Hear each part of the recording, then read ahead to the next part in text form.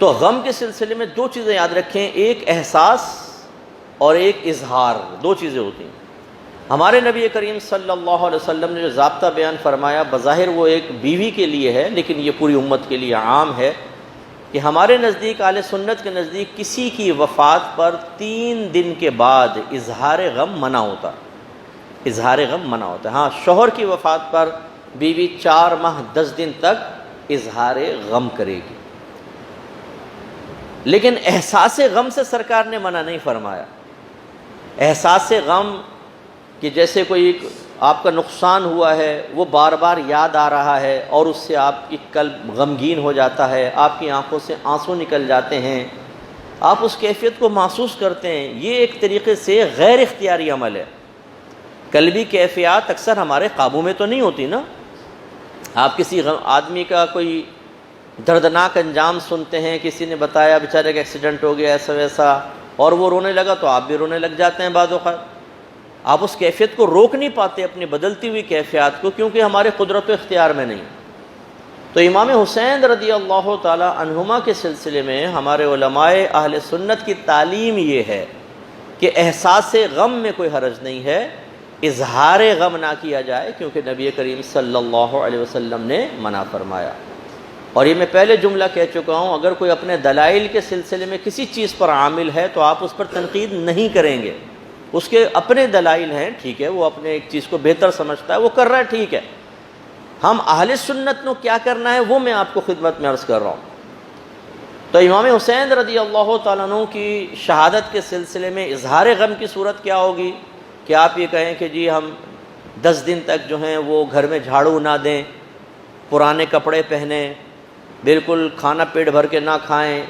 مسکرا کے ایک دوسرے سے بالکل نہ ملیں، یہ اظہار غم کی صورتیں ہوں گی، اور یہ شرعاً اختیار کرنا نبی کریم نے منع فرمایا۔ ہاں، احساس غم جو ہے یہ اپنائیت، پیار، محبت اور نسبت صحیح ہونے کی دلیل ہوتا۔ آپ کے والد صاحب فوت ہو جائیں اور آپ پیٹ بھر کے کھانا کھا رہے ہیں اور ہنس رہے ہیں، مسکرا رہے ہیں، ٹھٹے لگا رہے ہیں، اور کوئی کہے گا یار تم ایسا کر رہے ہو اور آپ کہیں تجھے نہیں پتہ میرے دل میں کتنا غم ہے، تو کوئی یقین کرے گا آپ کا؟ بولیں، مسئلہ یہ ہوتا ہے۔ اور کیا یہ اچھی چیز ہوگی؟ نہیں۔ جس سے نسبت ہوتی ہے، جس سے لگاؤ ہوتا ہے، اگر اس کو تکلیف بھی پہنچے تو ہمیں تکلیف ہونی چاہیے۔ یہ میرے نبی کریم صلی اللہ علیہ وسلم نے مومنوں کی صفات بیان فرمائی کہ تمام مومن آپس میں ایک جسم کی مانند ہیں، اور جسم کے اگر کسی ایک حصے کو تکلیف پہنچتی ہے تو پورا جسم تکلیف محسوس کرتا ہے۔ یہ تو تمام مومنین، اجنبی مومن کے بارے میں فرمائے۔ مثلا آپ کا پڑوسی اگر درد میں ہے تو آپ کو درد محسوس ہونا چاہیے۔ ایک اجنبی مسلمان روڈ پہ پڑا ہوا ہے، اس کو تکلیف ہے تو ہمیں درد محسوس ہونا چاہیے، یہ ایمان کی علامت ہے۔ چاہے جائے کہ میرے آقا صلی اللہ علیہ وسلم کا کوئی معاملہ ہو یا آپ کے جگر کے ٹکڑوں کا معاملہ ہو، امام حسین رضی اللہ تعالی عنہ جیسی شخصیت جن کو سرکار نے چوما ہے، سینے سے لگایا ہے،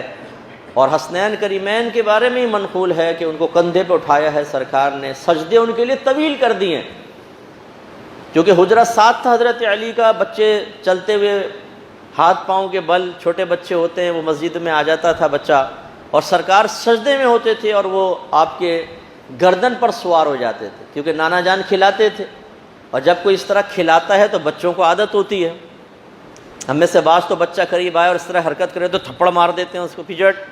تو بچہ ڈر جاتا ہے، بیچارہ زیادہ فری نہیں ہوتا۔ لیکن جس سے فری ہو جائے تو بچہ تو پھر اس کو پکڑ لیتا ہے، اس کے بال نوچ لیتا ہے، اس کے اوپر لوٹتا ہے، سب کچھ۔ اس کا مطلب ہے بچوں کا آ کے سرکار کی گردن پر سوار ہونا اس بات کی دلیل ہے کہ معمول سرکار ہی یہ ہے، اپنے نواسوں کو کھلاتے ہیں، پیار کرتے ہیں، انہیں قریب کرتے ہیں، اپنے اوپر سوار کر لیتے ہیں، تو بچوں کو عادت قائم تھی، وہ نماز میں آ کے سرکار کی گردن پر سوار ہو جاتے تھے، اور سرکار ان کے لیے اپنے سجدوں کو طویل کر دیا کرتے تھے۔ بعد میں جب صحابہ کرام پوچھتے یا رسول اللہ کیا حالت سجدہ میں کوئی وحی نازل ہوئی تھی کہ اتنا طویل ہو گیا، تو سرکار فرماتے ہمارا بیٹا ہمارے اوپر سوار ہو گیا تھا۔ ان کو بیٹا کہا کرتے تھے، کیونکہ یہ خاصہ ہے میرے آقا صلی اللہ علیہ وسلم کا کہ ہر مرد کی نسل بیٹوں سے چلتی ہے، اور میرے آقا کی نسل بیٹی سے چلی ہے، اس لیے سرکار ان کو بیٹے فرمایا کرتے تھے۔ تو اتنے جس سے سرکار پیار کریں، انہیں سونگھیں، انہیں چومیں، انہیں سینے سے لگائیں، ان کے غم پر پریشان ہو جائیں، سرکار بے چین ہو جائیں، اور پھر ایسا شخص جو ہے وہ طبعی لحاظ سے اگر فوت ہو، طبعی لحاظ پھر بھی غم ہوتا ہے۔ اگر آپ کے والد کا انتقال بستر پر ہو، زیادہ بیمار بھی نہ ہو، جدائی کا غم ہوگا کہ نہیں ہوگا؟ دوست فوت ہو جائے بیچارہ کوئی، اگر کسی کی زوجہ محبت ہو تو زوجہ فوت ہو جائے، شوہر فوت ہو جائے، غم محسوس ہوتا ہے، چاہے کوئی خطرناک طریقے سے نہ ہو، لیکن اگر بہت ہی خطرناک طریقے سے ہو تو پھر زیادہ غم محسوس ہوگا۔ سمجھانا یہ مقصد ہے کہ امام حسین رضی اللہ تعالی عنہ اور آپ کے خاندان والوں کی جس طریقے سے شہادت ہوئی ہے کہ حضرت علی اصغر رضی اللہ تعالیٰ عنہ چھوٹے سے گود میں ہیں اور پیاس کی وجہ سے زبان باہر نکل رہی ہے، اور جب اس بچے کو دکھا کر کہا گیا کہ کم از کم اس کو پانی پینے دیا جائے تو ایک ظالم نے ایسا تیر مارا کہ سیدھا گردن میں آ کے لگا اور بچے کے منہ سے بلڈ باہر آیا۔ آپ بتائیں کتنا ظالمانہ انداز سے یہ معاملہ ہوا، اور کون؟ آل رسول